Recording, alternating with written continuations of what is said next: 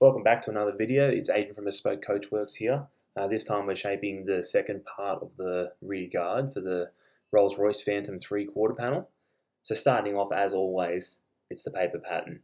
I know I go over it in every single video, but I can't over talk about how important the paper pattern is and what it does. You really need to understand what material you need, how much material you need, what the material is going to do, and the paper pattern is your roadmap for all of that. There is other methods that I've seen do it. I personally just find that this is the most accurate way to understand how much material you need, where exactly you need to be doing your shrinks, do your stretching, where highlight lines are, all that sort of stuff.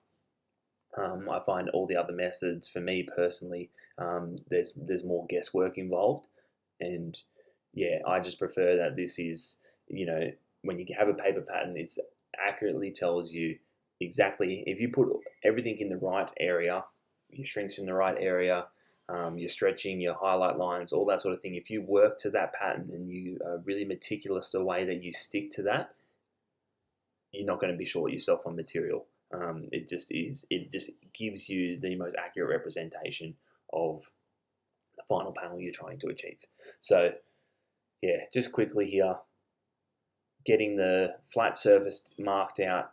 I always start with the flat surface in terms of where I put all my magnets to get the paper holding onto the area. Reason for working on the flat surface first is because that's where the least amount of work needs to be done. So then from then on, you can start drawing in highlight lines and understanding where the panel needs to shrink. This is a tapered, you can see it's like a tapered sort of shape. So the front portion is going to have more shrinking as compared to the longer flat section. And then it tucks around again, so then that will need more shrinking again. So this panel is quite, I guess, similar to the last video. So I've actually put it in a little bit faster speed, although it did take a little bit longer to make this panel. The process is very similar, so I didn't want to go too slow through it. It is very much similar to the other panel. And there's nothing really different in terms of technicality. It's just a little bit more work, just due to, I guess, the size of this piece and the fact that it is a tapered panel. So one of the things that I get asked often is how much material you should be leaving as an excess. I always like to, it sort of depends on the particular area you're working on. So for instance, the area where the wheel arch is, I know that there's not going to be a lot of work there. So having more material is beneficial, or it doesn't really matter that it's there, because that's not extra material that you need to work, because I know that front face doesn't have a whole lot of shrinking and all that sort of stuff. If I was to put the amount of excess material, I think I've got about probably from where my proposed line, my wheel arch is going to be, it's probably about 45 millimeters of excess, and that's purely because I want that little bit extra to understand exactly where my wheel arch is going to be. If I leave a little bit extra, I know I can cut it away. Being that this is a custom shape, it just all comes up to how much I like and so what the wheel arch is actually going to look like. So I leave myself a little bit more material there. In terms of on the back side, you don't want to, where all the shrinking and shaping is going to occur, you don't want to have too much excess. If I was to have an extra 40 millimeters or so on the back side there, that could mean hours of extra shrinking. And in a workshop where you're charging a customer, all that sort of thing, or even if you're at home and your time is of the essence, you only have a set amount of time to work on your project, you don't want to be wasting time with working all that extra material. So that's where I find the paper pattern is the best way to really understand how much material you need, because the paper will shrink to its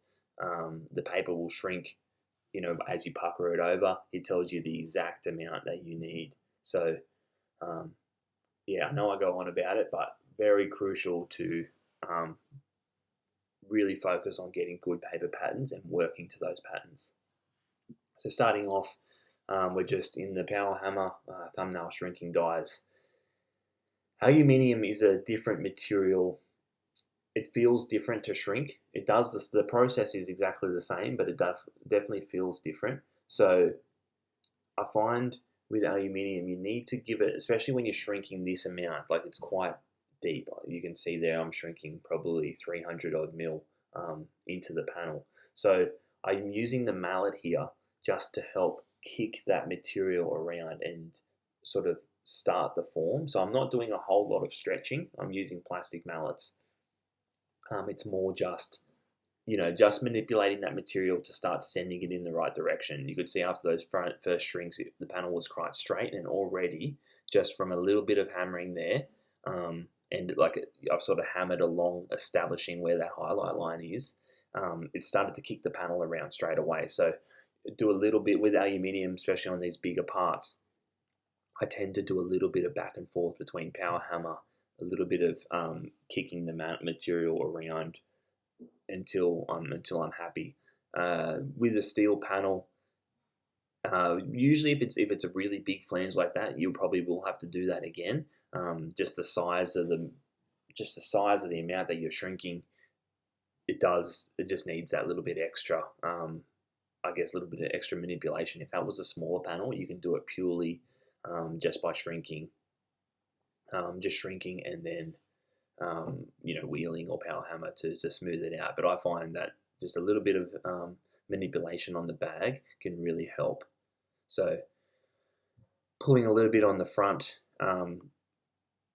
shrinking in from the front side of the panel, you could see that the material, when I was doing the paper pattern, that there was more shrink concentrated in that front portion. So I was shrinking in from the, I guess what would you say, along the short radius, to just pull that corner around, because that's sort of like the center peak of the rear guard.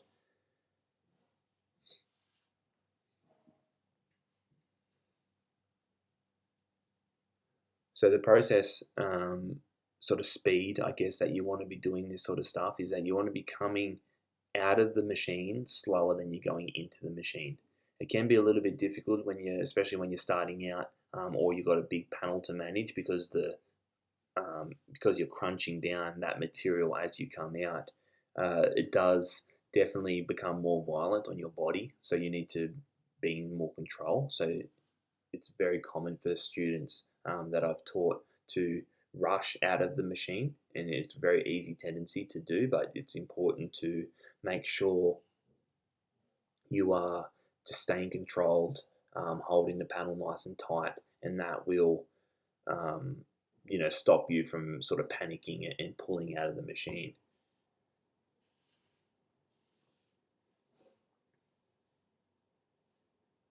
The panel's starting to develop a little bit there, so I'm just coming in for a quick trial fit.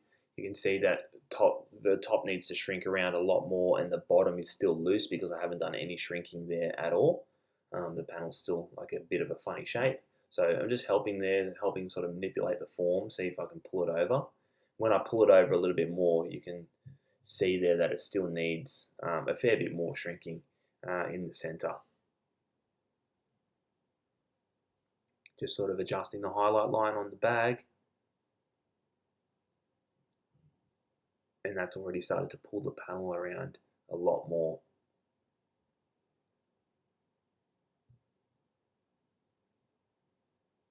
Always doing like lots of checks, just seeing where the gaps are. With a panel like this, when you pull that edge around, you've got to do enough shrinking. You've got to do enough shrinking to sort of pull the radius around, but then you've also got to think about the front to back shape as well, because typically a panel won't be straight. It will have a back to front radius, even though it's going to be very slight. It's not going to be as pronounced as the shorter radius, but the long radius, the back to front of the panel will have a radius. So as you pull the panel around, you've got to try and find that balance where you're not shrinking it too much, where it actually curls the panel front to back too much, but then also too that it's you've shrunk enough that it's not straight either. So that's a real management, especially with a big panel like this. But the panel there is getting quite close. A few little adjustments on the shrinker, and then we're going to be getting pretty close to moving on to the English wheel.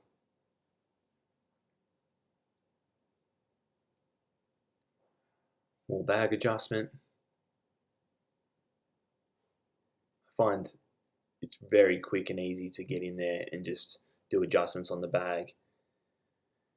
It's always good to look at the highlights while you're going, and the inside of the panel can really show a good representation of how much needs to where an area needs to be manipulated. So you can see there I'm circling that lower area. It has a hollow front to back, so I'm hammering to push that section out. The panel's close, so there's no need to go back in and do too much more shrinking, because if I do too much more shrinking, it's going to manipulate. It might pull that edge around more than what I wanted. So I need to, instead of shrinking, I need to do a little bit of stretch to pull that area out. So it's a lot of thought needs an analysis needs to go into the panel and understanding what it is you need to do and where. Moving on to the English wheel now. I mentioned in the last video, so go back and check out that tip about selecting the right radius. And what it was quickly, although I don't have the explanation video, is that you should always work to the shape of your long radius. So when I say long radius, that means the back, like the radius of the panel, as I'm wheeling it now, like the front to back of the panel. The short radius is the part going from the highlight line over to the edge of the panel. And the reason for that is that if you have a 3 or 4 inch radius that you're trying to achieve, that's a very high crown and a very low contact point, and that's going to curl the panel in your long radius too far. So it's always best to work with the radius for the long radius. So this panel might be a 36 or a 24 inch radius long ways, and that is going to give you more contact area onto the lower anvil and the panel, and the upper anvil touching the panel. That you're going to, the wider the contact area, you're going to have a nicer surface finish. It's going to smooth it out a lot faster and not put lots of little lines. One of the things with the English wheel is that it's not about, trying to rush and just jam a whole lot of shape into the panel real fast. It's a finesse machine. You want to really work with the panel to just develop it as it sort of organically wants to flow, not rushing and forcing it to do something that it doesn't want to. So in the panel there now, I've just got a 36 inch, in the power hammer, sorry, I've got a 36 inch lower radius and a flat upper, and all I'm doing is just smoothing out. So when you're rolling on the English wheel, you're curling over the top of that lower anvil with the radius, the 36 inch radius on the power hammer. It's wider and flatter, I guess, the whole contact surface, so that it was sort of just like flaring out and flattening that section of it, because it just had a little bit too much of a curl in it. So I just wanted to flatten that out, so then when I go back into the wheel, I'll be able to manipulate the panel a little bit nicer.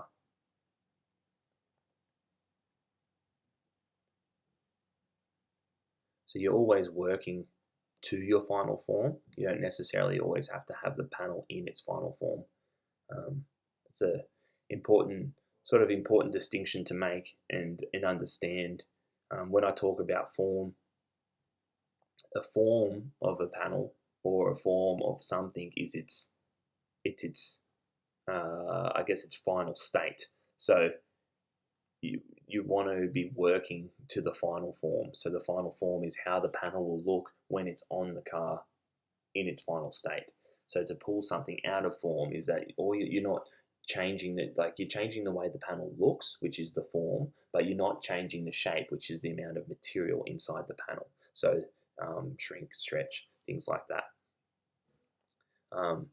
You can pull the panel out of form, by bending it over your knee, and you can see just then I just done a quick manipulation with my hands. That allows you sometimes to get into the machines easier, where if you pull the panel out of form, you're going to flatten areas, which means you can use a lower crown radius, which, like I mentioned before, that means more contact area on the metal, which just gives you a nicer surface finish in the end.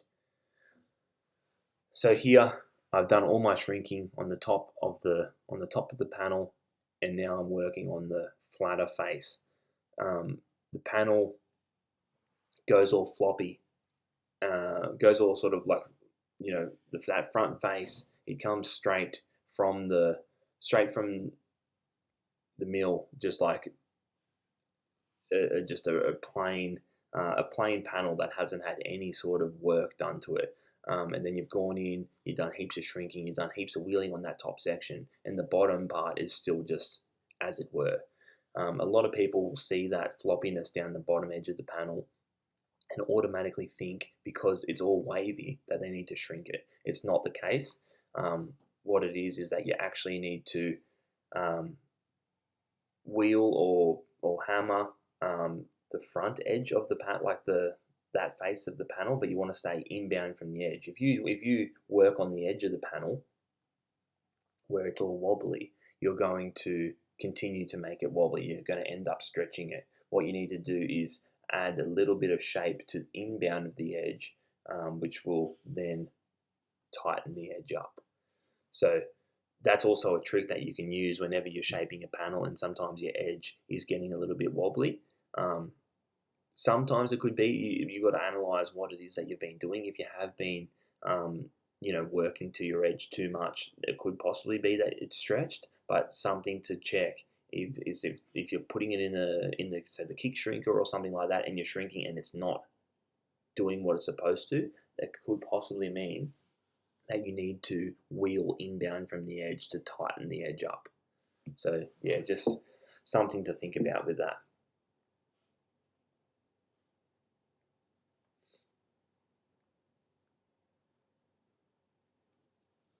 So the panel now it's not far off. It's really in its fine tuning stages. I'm just going through, feeling for sections, trying to, just small adjustments on the sandbag, back to the wheel, just really trying to tidy up, highlights and any highs or lows.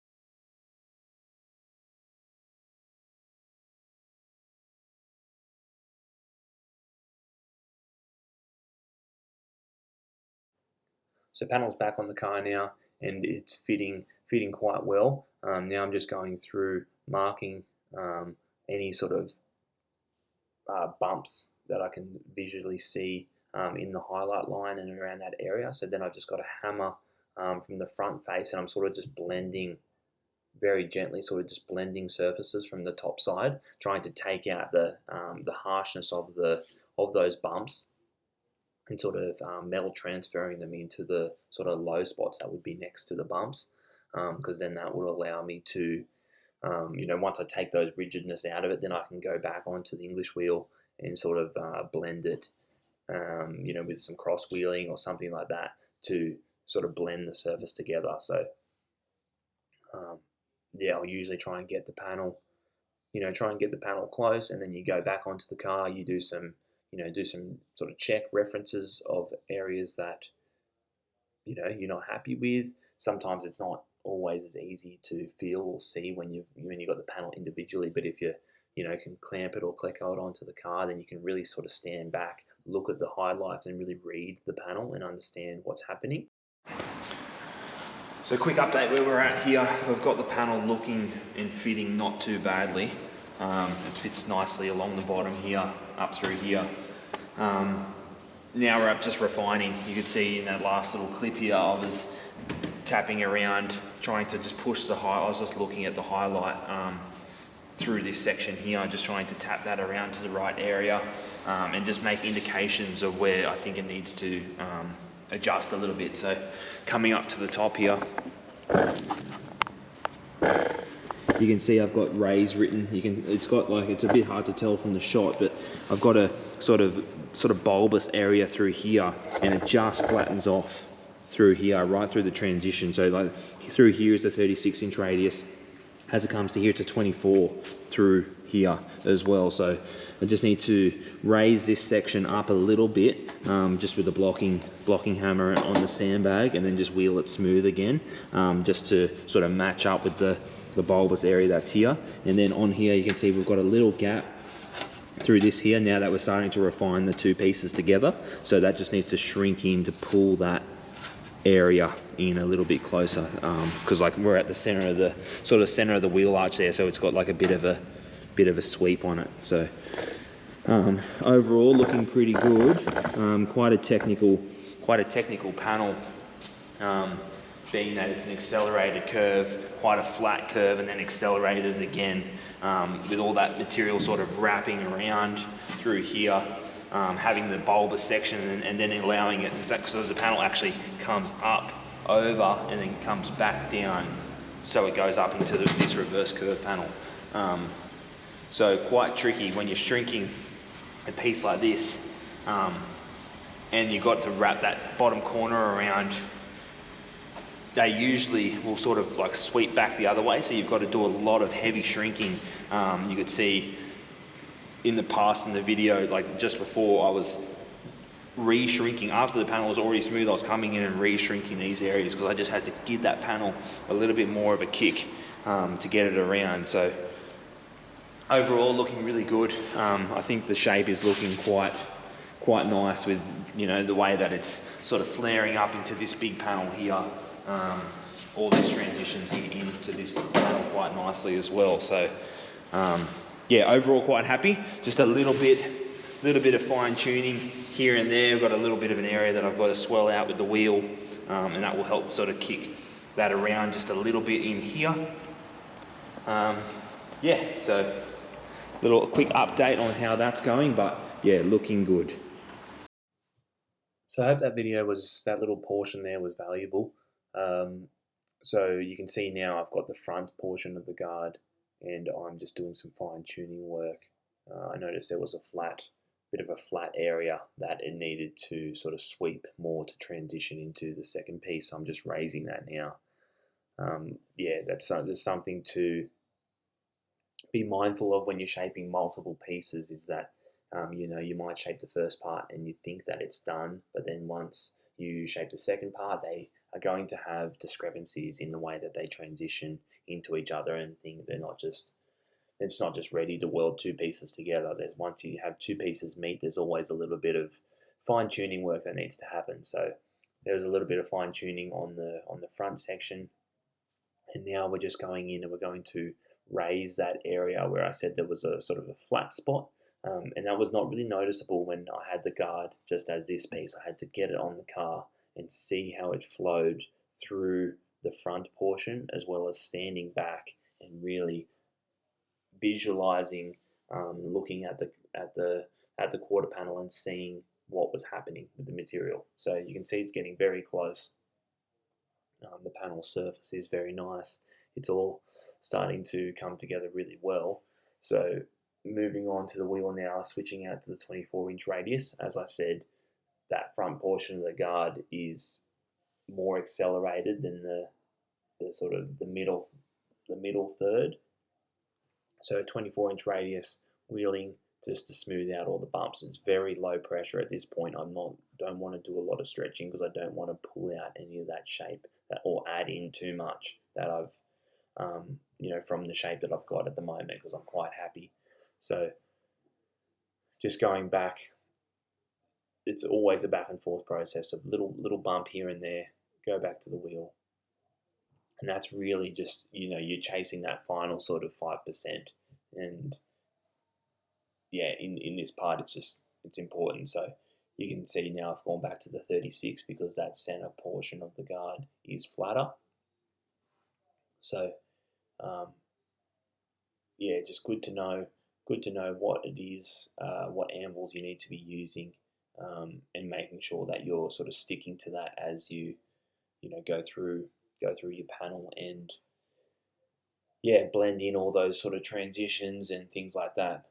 Obviously, this part being that it is a tapering radius, it does make it